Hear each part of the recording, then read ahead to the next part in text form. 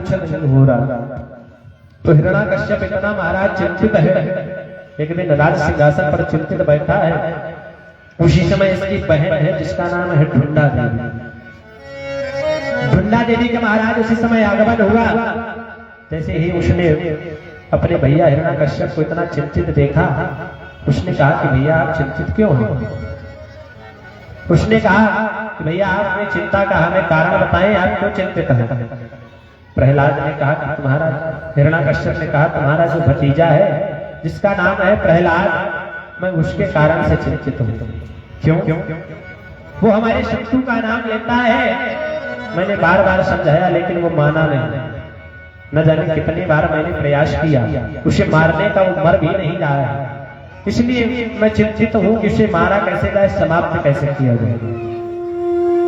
महाराज इस ढुंडा देवी ने हिरण्याकश्यप को ऐसा समझाया कि उसकी बुद्धि बदल गई। हिरण्याकश्यप से कहा कि आप ऐसा करें, मेरे पास में सूर्य भगवान का दिया हुआ एक शीतल चीर है, आप अग्नि का प्रबंध करवाएं।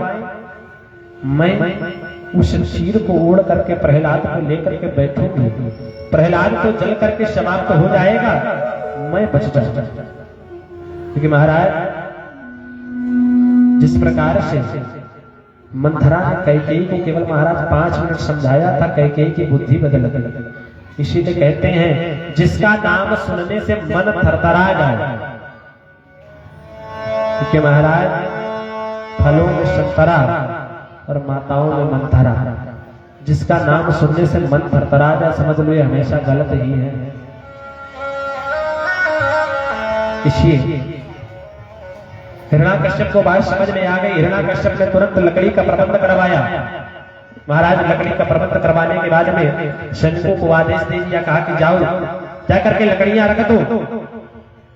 और जैसे ही हमारी बुआ आदेश देती जाए उसी प्रकार से उसमें घी डालते रहे। जिस प्रकार से प्रहलाद जी की बुआ आदेश करती जाए आप उसमें घी डलवाते रहे। लकड़ी का ढेर लगवाया गया है। प्रहलाद जी से कहा गया कि बुआ आपको याद कर रही है। प्रहलाद जी ने जैसे ही सुना कि हमारी बुआ आई है तो प्रहलाद जी दौड़ करके आए, पैर छूने लगे। ढुंडा ने प्रहलाद जी से पैर नहीं छुआ। बोली जो हमारे भाई का शत्रु है वो हमारा सगा कैसे हो सकता है? प्रहलाद जी को ले जाकर के महाराज उस लकड़ी के ढेर पर बैठ गए, स्वयं शीतल चीर ओढ़ लिया। शीतल चीर ओढ़ने के बाद में जैसे ही बैठी, अग्नि लगाई गई। अग्नि उसी समय प्रज्वलित हुई। महाराज 49 मरुत केवल 2 ही बार चले हैं। कब चले हैं? जब एक बार हनुमान जी ने लंका में आग लगाई तब 49 मरुत चले थे। और आज जब ढुंडा देवी प्रहलाद जी को लेकर के बैठी उसी समय तही अवसर मरुत चले 49। जैसे ही 49 मरुत चले अग्नि महाराज प्रज्वलित हुई। ढुंडा आवाज लगा रही है बचाओ बचाओ। क्योंकि महाराज हवा के प्रभाव से जो शीतल चीर ढुंडा ओढ़े हुए उसके ऊपर से उड़ करके प्रहलाद जी के ऊपर लपट गए। ढुंडा देवी जलने लगी, आवाज लगा रही बचाओ बचाओ। सैनिकों को महाराज सुनने को मिल रहा है कि हमें लगता है बुआ जी कह रहे हैं कि घी और लाओ, घी और लाओ। सैनिक महाराज घी लेकर के दौड़े, उस अग्नि में और घी डालने लगे। धीरे धीरे महाराज ढुंडा देवी जल करके समाप्त हो गई। जैसे ही ढुंडा देवी जल करके समाप्त हुई, अग्नि शांत हुई, प्रातःकालीन बेला का समय हुआ। प्रहलाद जी के जो मित्रगण वो बड़े उदास। प्रहलाद जी के मित्रगण मन में विचार कर रहे हैं कि अभी तक जो हमारे साथ में खेलता था, हमारे साथ में रहता था, हो सकता है आज ना बचा। क्यों? महाराज पहाड़ से गिराया गया, हो सकता है कैसे भी बच गया, लेकिन अग्नि में तो हमारे सामने ही जलाया गया, हमें लगता है नहीं बचा हुआ। जो प्रहलाद जी के मित्रगण हैं वो प्रातःकालीन बेला में आए, आकर के उस राग को हटा हटा करके देख रहे हैं शायद हमारे मित्र की कोई एक ऐसी वस्तु मिल जाए जो हम ले जा करके गंगा जी में प्रवाहित करा दें, शायद हमारे मित्र को शांति मिल जाए। जैसे ही प्रहलाद जी के मित्र राग को हटा हटा करके देख रहे हैं उसी समय महाराज पूरे के पूरे प्रहलाद जी ही उनको मिल गए। और जैसे ही उन्होंने प्रहलाद जी को देखा, प्रहलाद जी के मित्र इतने प्रसन्न हुए, जो राख थी उसे जी महाराज आपस में उलार करके खेलने लगे, एक दूसरे को सीने से लगा रहे, इतने प्रसन्न हो रहे। तभी से महाराज ये होली का त्योहार मनाया जाता है। बुराई को जलाने के लिए होलिका दहन होता है, होली जलाई जाती है। और महाराज मित्र के बचने की खुशी जो है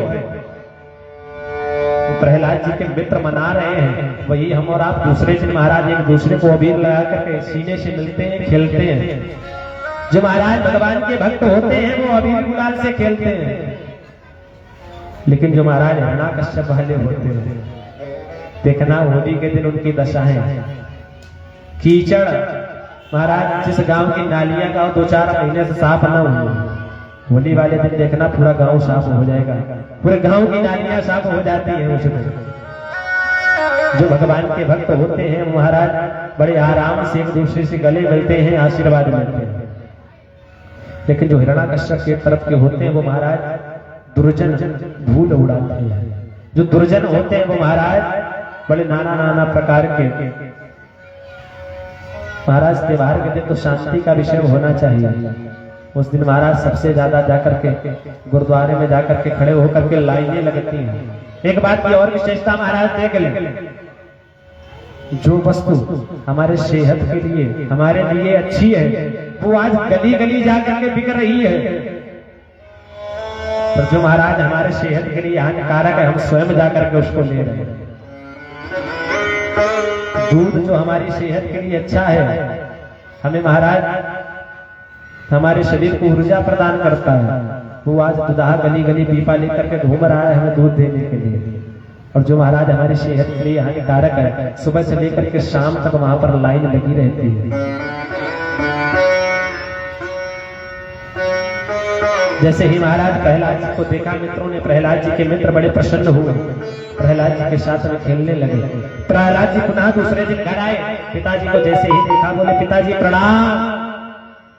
हिरण्याकश्यप को अपार क्रोध आ गया, इसने हमारी बहन को भी खा लिया, इसके कारण हमारी बहन भी नहीं बची, वो भी चली गई। तो हिरण्याकश्यप ने मन में विचार किया, अब इसे मैं अपने हाथों से जलाऊंगा, क्योंकि महाराज मुझे किसी के ऊपर भरोसा नहीं रहा, अब मैं स्वयं इसे प्राणदंड दूंगा।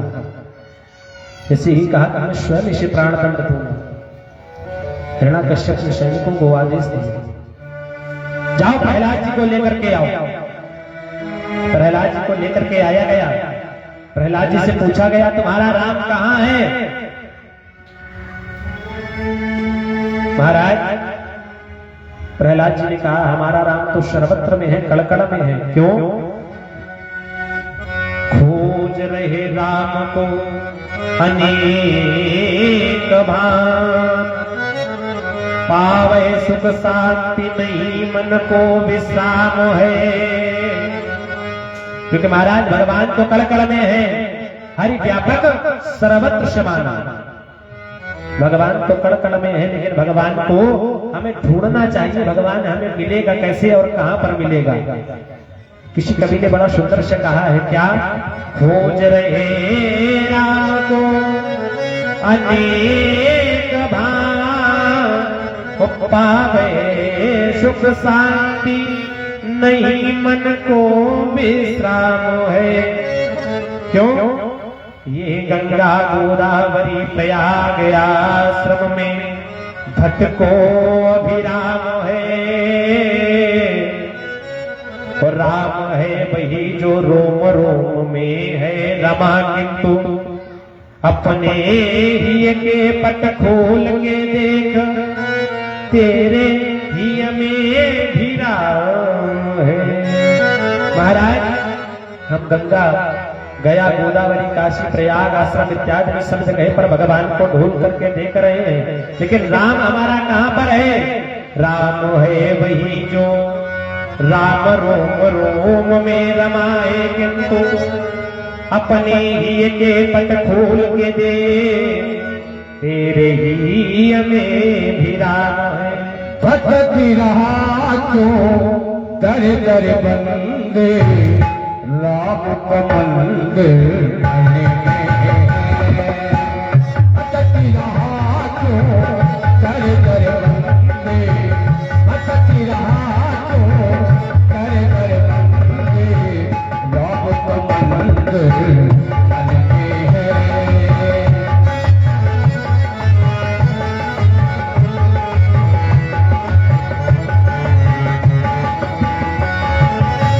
कटही काशी कटही यमुना कटही काशी कटही यमुना कटही प्यारा मंदिर है कटही प्यारा मंदिर है भटक रहा क्यों कर कर बंदे भटक रहा क्यों कर कर बंदे राम का मंदिर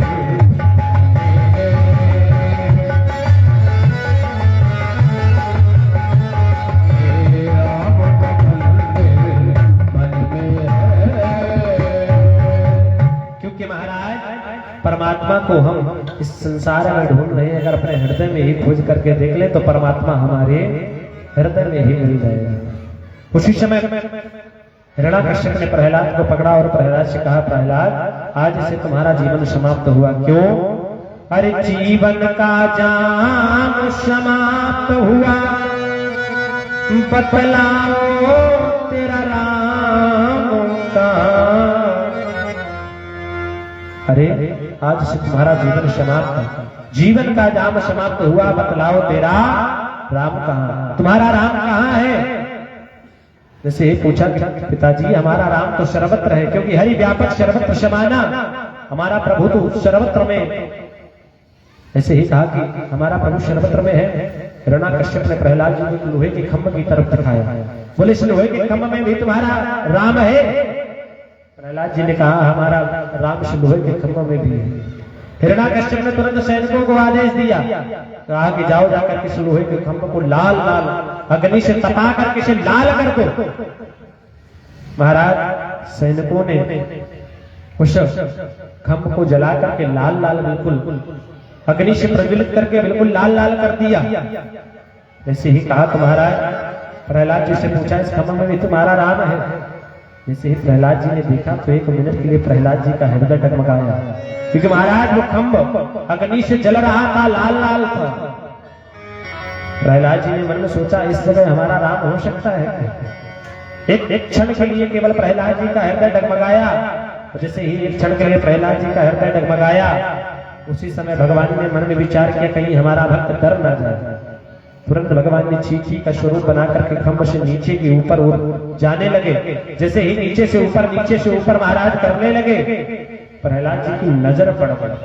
प्रहलाद जी ने मन में विचार किया कि जब इस चींटी का कुछ नहीं हो रहा है तो हमारे प्रभु का कुछ नहीं हो सकता है, क्योंकि भगवान हम भक्तों के लिए कुछ भी करने को तैयार है महाराज। क्योंकि हेलो, अभी बाद में कर कथा है, उसके बाद बहुत ही सुंदर झांकी आपके बीच में आज झांकी का दर्शन होगा और सर के ऊपर चाय बनाई जाएगी। सर के ऊपर आप लोग देखिएगा, अब इतने लोगों को तो चाय नहीं पीने को मिलेगा।